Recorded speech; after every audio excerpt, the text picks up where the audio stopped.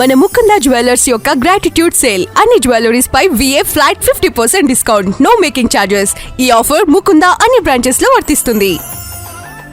Moinabad farm house drugs case అంటే గత కొంతకాలంగా పోలీసులు ఎంత ఎఫెక్ట్ పెట్టినప్పటికీ ఈరోజు ఏకంగా ఒక మాజీ బీఆర్ఎస్ ఎమ్మెల్యే పట్టుబడడం, ఫైలెట్ రోహిత్ రెడ్డికి పాజిటివ్ రావడం, మరోపక్క ఒక ఎంపీతో పాటు మరొక ఎమ్మెల్యే అంటే పూర్తిగా 3 రాష్ట్రాలకు చెందినటువంటి రాజకీయ నాయకులు ఇన్వాల్వ్ అయినటువంటి ఈ కేసుకు సంబంధించి కూడా అసలు పోలీసులు ఏం చెప్తారు? మనతో పాటు మనకి ఈగల్ ఎస్పీ ఉన్నారు సార్, చూస్తాను.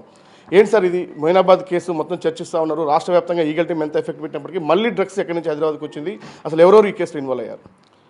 ఈగిల్ టీమ్స్ ఎఫర్ట్స్ అనేది కంటిన్యూస్గా జరుగుతుంది. ఎందుకంటే దాదాపుగా 4 కోట్ల జనాభా, ఒకరిద్దరు ఖచ్చితంగా ఏదో ప్రయత్నం చేస్తూనే ఉంటారు. నేరం అనేది కూడా సమాజానికి ఒక లక్షణం.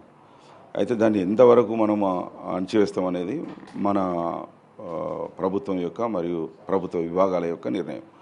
అయితే నిన్న మాకు సాయంత్రం 7-7:30 సమయంలో సమాచారం వచ్చింది. ఇమీడియట్గా మేము మా డైరెక్టర్ గారి అనుమతి తీసుకోవడం, తర్వాత వెంటనే లోకల్ పోలీస్ యొక్క సమన్వయంతో local future city SOT team మరియు మా టీం 2 టీమ్స్ కలిసి మొయినాబాద్లో ఒకానొక ఫామ్ హౌస్ మీద రేడ్ చేయడం జరిగింది. రేడ్ చేసి ఎంటర్ అయ్యేటప్పుడు మాకు కొన్ని కాల్పుల చప్పుళ్ళు వినబడ్డాయి. వెంటనే మనము ఇంకా ఏదో జరుగుతుంది అనే ఉద్దేశంతో స్పీడప్ చేయడంతో ఒక వ్యక్తి దగ్గర రివాల్వరు, తర్వాత మరో వ్యక్తి దగ్గర కొన్ని ఎంటీ క్యాట్రిజెస్, రివాల్వర్లో ఒక లైవ్ రౌండ్ అట్లా దొరికింది. వెంటనే వాటిని సీజ్ చేయడం, అక్కడ ఉన్న మొత్తం 11 మందిని పక్కకు తీసుకొని వాళ్ళని అందరినీ మాకు డ్రగ్ కిట్స్, టెస్ట్ కిట్స్ ఉంటాయి, వాటి ద్వారా టెస్ట్ చేయడంతో ఒక 5గురికి పాజిటివ్ వచ్చింది. ఆ సమయంలో మాకు ఫలానా వాళ్ళని ఆ సమయంలో తెలిసింది. ఆ ఫామ్ హౌస్ కూడా ఫలానా వ్యక్తి అని తెలిసింది. తర్వాత మనం ఫర్దర్గా జీవో నంబర్ 4 ప్రకారంగా దీనిలో ఆథెంటిసిటీ అంటే విశ్వసనీయత ఎంత ఉంది, ఈ టెస్ట్లో విశ్వసనీయత ఎంత ఉంది, దీని ఒకవేళ రాని వాళ్లకు ఏమన్నా తాగి ఉన్నారా, డ్రగ్ తీసుకొని ఉన్నారా అనే అనుమానం కొద్దీ మనము వాళ్ళను దాదాపు 4-4:30 ప్రాంతంలో టీబీ హాస్పిటల్ కూడా అదే చెస్ట్ హాస్పిటల్కు షిఫ్ట్ చేయడం జరిగింది. అక్కడ మనము వాళ్ళను ఫర్దర్గా టెస్ట్ చేస్తే అందులో రక్త శాంపుల్స్ తీసుకొని టెస్ట్ చేస్తే గతంలో వచ్చిన 5గురితో పాటుగా ఇంకో వ్యక్తికి కూడా పాజిటివ్ వచ్చింది. సో మొత్తం 11 మందిలో 6గురికి పాజిటివ్ వచ్చింది, 5గురికి నెగిటివ్ వచ్చింది. వాళ్ళందరినీ మేడ్చల్ మన మొయినాబాద్ పోలీసులకు అప్పచెప్పడం జరిగింది. వాళ్ళు ఫర్దర్గా జ్యుడిషియల్ కార్వాయి వాళ్ళు చేస్తారు. సార్ ఈ కేసులో అంటే మీరు ఎవరైతే దాడి చేస్తున్న నేపథ్యంలో కూడా ఆయన పైన వెపన్స్ తోటి కాల్పులు జరిపారంటున్నారు. ఆ వెపన్ లైసెన్స్ ఎవరికి ఉంది, అసలు ఎవరు కాల్పులు జరిపారు, ఎందుకు జరపాల్సి వచ్చింది? అది మనం ఇంకా ఎగ్జామినేషన్ చేస్తామండి. మనకు సమాచారము తర్వాత అక్కడ లైవ్గా చూసిన మాట ప్రకారం నిమిత్ శర్మ అనే వ్యక్తి చేతిలో రివాల్వర్ దొరికింది, ఇంకొక వ్యక్తి దగ్గర 4 రౌండ్స్ దొరికాయి, తర్వాత అంటే ఖాళీ క్యాటరీస్ దొరికింది, తర్వాత ఒక లైవ్ రౌండ్ దానిలో ఉంది. అది వెపన్ మాత్రం రితేష్ రెడ్డిది అని తెలిసింది. అతను ఎందుకు తెచ్చాడు, అసలు ఫామ్ హౌస్కి ఎందుకు వచ్చిండ్రు, ఇదంతా మనం ఇన్వెస్టిగేషన్లో కంప్లీట్ చేస్తాం. డ్రగ్స్ హైదరాబాద్కి ఎలా వచ్చింది? హూయిస్ కౌశిక్ అంటే ఆయన ఎక్కడి నుంచి వచ్చారు? ఆయన ఢిల్లీకి సంబంధించిన వ్యక్తి అంటున్నారు, రోహిత్ రెడ్డికి చాలా దగ్గర అంటున్నారు. ఎంతవరకు వాస్తవం దీంట్లో? దీనిలో అందరూ కూడా ఒకరికొకరు పరిచయం ఉన్న వ్యక్తులే. వీళ్ళు ఫలానా వాళ్ళకి క్లోజ్ అన్నట్టు ఏం లేదు. అందరికీ ఒకరికొకరికి పరిచయాలు ఉన్నాయి. ఇతను మాకు వాళ్ళు చెప్పిన సమాచారం మేరకు అది సిమ్లా నుండి తెచ్చినట్టుగా ఒక మాట అయితే తెలిసింది. ఎందుకంటే ఇప్పుడు NDPS యాక్ట్లో అంత ప్రొసీజర్ ఫాలో కావాలి. మనం ఫర్దర్గా అన్ని వివరాలు సేకరించి అనాలిసిస్ చేసి దాన్ని ఎస్టాబ్లిష్ చేస్తాం. ఎక్కడికి వెళ్ళి వచ్చింది, ఎంత కొన్నారు, ఎట్లా వచ్చింది, ఇచ్చిన వాళ్ళు ఎవరు, ఈ గతంలో తెచ్చారా, ఇవన్నీ మనం వర్క్ చేస్తాం. సార్ ఇప్పుడు ఎక్స్ఎమ్మెల్యే ఫైలెట్ రోహిత్ రెడ్డితో పాటు ఒక ఎంపీ పేరు, ఒక ఎమ్మెల్యే పేరు వినిపిస్తూ ఉంది. వాళ్ళ పాత్ర ఎంత మేరకు ఉంది, వాళ్ళు ఉన్నారు అసలు ఇక్కడ? మాకు తర్వాత తెలిసింది అతను మహేష్ కుమార్ గారని, పుట్టా మహేష్ కుమార్ గారని తెలిసింది. వారు కూడా మనం డ్రగ్ టెస్ట్లో ఫస్ట్ యూరిన్ టెస్ట్లో నెగిటివ్ వచ్చింది, మళ్ళీ రక్తం శాంపుల్ తీస్తే పాజిటివ్ వచ్చింది. తర్వాత వాళ్ళకు ప్రోబ్ చేస్తాం ఎట్లా అయింది అనేది. ఇంకా ఎమ్మెల్యే ఎవరు లేరండి. ఓకే, అంటే మొత్తం మీద ఈ కేసుకు సంబంధించి కూడా ఎంతకాలంగా ఇది సాగుతూ ఉంది? ఫైలెట్ రోహిత్ రెడ్డి అంటే అక్కడ ఓన్లీ డ్రగ్స్ కన్జ్యూమ్ చేయడానికి ఎందుకు వచ్చారు, వాళ్ళందరికీ అక్కడ జరుగుతున్న డీల్ ఏంటి ఏమైనా ఎంక్వైరీ చేశారు? అసలు మొత్తానికి వాళ్ళు పెద్ద డీల్ మీద అక్కడ కూర్చున్నారంటా ఉన్నారు.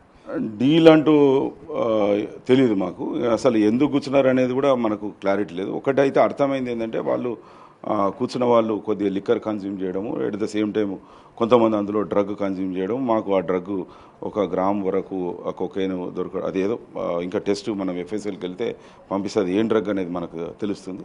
అది డ్రగ్ కూడా దొరకడం, ఇవన్నీ మనం ఫర్దర్గా ఎంక్వైరీ ఇన్వెస్టిగేషన్ ఇన్వెస్టిగేషన్ చేస్తే కానీ మనం ఇవన్నీ చెప్పలేము. ఇప్పటి వరకు అయితే జరిగిన సమాచారం ఇది, జరిగిన వ్యవహారం ఇది.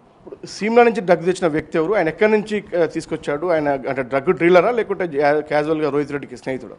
మాకు అర్థమైంది ఏంటంటే అతనికి ఈ గతంలో కూడా డ్రగ్ తీసుకున్న అలవాటు ఉంది.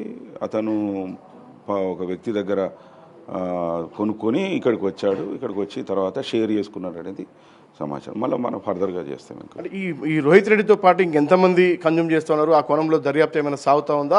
అసలు ఎక్కడి నుంచి డ్రగ్స్ సిమ్లా నుంచి కొనుగోలు చేశారు కదా, అక్కడికి ఏమైనా మన టీమ్స్ ఏమైనా పంపడం జరిగిందా?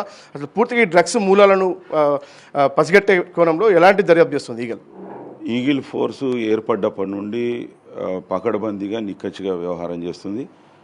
డ్రగ్ అబ్యూజర్ మీదనే మాకు కాన్సన్ట్రేషన్ ఉంటుంది, కానీ ఇతను ఎవరు ఏంటి అనేది మేము అబ్జర్వ్ చేయము, ఆలోచన కూడా చేయము. మనకు సమాచారం వచ్చింది, వెంటనే రైడ్ చేసాము, పట్టుకున్నాము. ఫర్దర్గా ఒక టెస్ట్ చేయడం జరిగింది, దాన్ని ఆథెంటిసిటీ కనుక్కోవడానికి సెకండ్ టెస్ట్ చేయడం జరిగింది. తర్వాత ఇప్పుడు కోర్టుకు ప్రొడ్యూస్ చేయడం జరుగుతుంది. ఫర్దర్గా లీగల్ కార్వాయి అంతా జరిగిపోతుంది. పైలట్ రోహిత్ రెడ్డికి అంటే ఇది మొదటిసారా, గతంలో కూడా ఆయనకు అలవాటు ఉంది? అసలు మీ ఎంక్వైరీలో అసలు పిఏ కానీ అతను కానీ అతను సోదరుడు కానీ ఏం చెప్తా ఉన్నారు? మనం వర్క్ చేద్దామండి ఇంకా, ఎందుకంటే ఈ ప్రొసీజర్ అంతా ఫాలో కావాలి. తర్వాత మన ఇంట్రాగేషన్, తర్వాత వాళ్ళ కన్ఫెషన్ ఇవన్నీ రికార్డ్ చేయడం జరుగుతుంది. ఓకే, ఇప్పుడు ఏపీ ఎంపీ గారు పట్టుబడడం జరిగింది, ఆయనకు కూడా పాజిటివ్ వచ్చింది అంటున్నారు. అంటే ఆయన ఎందుకు ఇక్కడికి రావడం జరిగింది, ఏమైనా ఆయన ఎంక్వైరీ చేశారా? ఆయన ఏం చెప్తా ఉన్నారు? అదే చెప్తున్నాం కదా, వీళ్ళు ఫస్ట్ ఒక 2-3 కలుసుకున్నారు 3-3:30 ప్రాంతంలో. తర్వాత వాళ్ళకు సంబంధించిన వ్యక్తులను పిలుచుకోవడము, అట్లా ఒకరు కలిసి అక్కడ 11 మంది అయ్యేసరికి మనం రెడీ చేసాం.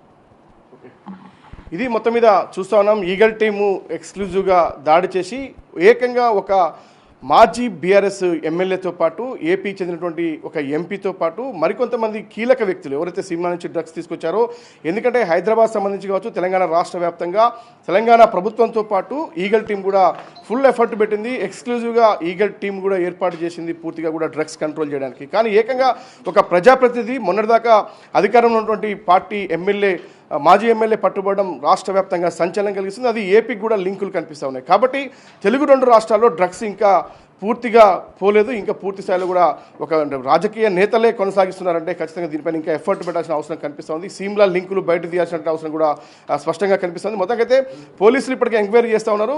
6గురికి పాజిటివ్ వచ్చినట్టుగా తెలుస్తూ ఉంది. వీళ్ళను మరి కాసేపట్లో కోర్టు ముందు హాజరుపరచబోతా ఉన్నారు.